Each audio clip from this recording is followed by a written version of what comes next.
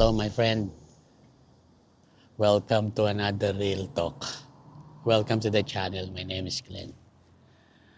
I don't know about you guys, but me, I have these moments of ups and downs. Yun bang meron day na para kang si Superman, right? You can endure anything that throws to you. And there are days that you're so weak. Pero ibig bang sabihin nun, mahina kang Kristiyano? I don't think so. I don't think so. Because the Lord gave us those emotions, no? We just have to really learn how to channel them, di ba?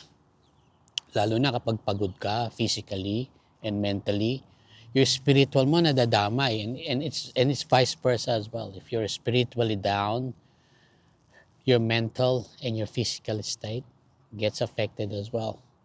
Three-part being nga tayo, di ba? But you know what, my friend? Regardless, nandiyan ang Panginoon para sa atin, di ba? Hindi niya tayo iniiwan. Sometimes we think that when He's so quiet, na parang busy ba siya sa ibang dapat niyang gawin, or nakalimutan niya ba tayo, or pinut niya tayo sa pause or hold. But you know what, my friend? I don't think so. I don't think that's the case. I don't think that the Lord has time na i-pause tayo, because di ba wala ngang time eh. Wala siyang time. So, and He's everywhere. Kahit nandun man tayo sa lugar na mababaw tayo or malalim ang ating dinadala, He's always there. And most of the time nga, di ba, He carries us. Di ba? Ganun naman palaging Panginoon na nagdadala sa atin. So, ang question ko ngayon, if that is the case, why do we feel sad? Why do we feel tired? Why do we feel yung parang down? Kasi human tayo eh. You know, na-experience natin yung different sets of emotions. The good thing about the Lord and the Holy Spirit, they're so gentle.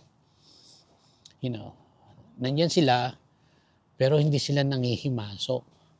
Kinakailangan i-invite natin sila, you know, sa buhay natin, sa mga dapat natin gawin. So dapat, before we make a decision, kasama sila palagi. Diba? Parang sila lagi ang dapat na center ng buhay natin. Ang buti ng Panginoon. Kasi, you know, let me share this to you. I remember yung sa Psalms 28:7. Ang sabi doon, "The Lord is my strength and my shield. In Him my heart trusts. And I am helped. My heart exalts.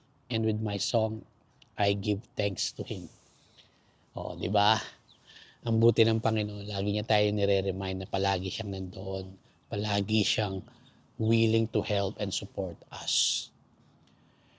Nakakatuwa dahil, alam mo yung pag meron kang days na down, tired, na parang pagod na pagod ka, tapos makakarinig ka ng worship song, makakarinig ka ng encouragement from a friend, makakarinig ka ng encouragement from your family, bigla kang lumalakas, no? Tapos nagiging shield mo yun eh.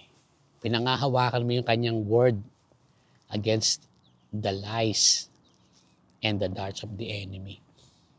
Iisa lang naman ang ginagawa ni Satan palagi, isa lang ang scheme niya. And that is to lie, to steal, to kill, and to destroy.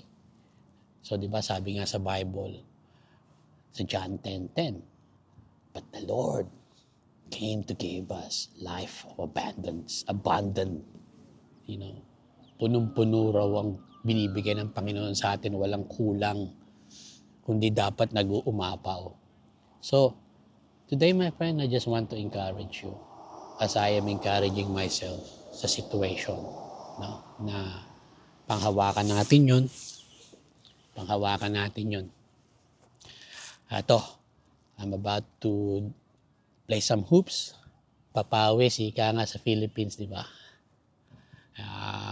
Kapag ka pinawisan ka, gumaganda yung pakiramdam mo physically. And at the same time, you're doing what you love, di ba? The other day, I did cycling. So, it boosts my mental state, my physical state. Habang nag-worship ako, ayun na my friend, kung gusto mong umiyak, iiyak mo yan. Maintindihan ka ng Panginoon. Ganun niya tayong kamahal. Pero I encourage you, huwag kang sumuko. Don't give up. Let's not give up. Let's keep moving forward. Papunta tayo doon. Galaw tayo. So, God is good. Always remember that no matter what happens, He is in control. He is faithful, He is loving, and He doesn't change. So, I encourage you guys, okay? Focus lang tayo. Doon lang tayo tumingin sa hill, above, where our help comes from. Sabi nga sa Bible, di ba? So, I hope you have a great day. And once again, thanks for watching. Thanks for dropping by sa channel. And you find it encouraging, please like, subscribe, share. Maraming tao ang gusto makarinig niyan. So, buti ng Panginoon. Stay peaceful, stay loving, stay blessed. And remember, my friend, that the best is yet to come sa buhay mo. Time to play some hoops.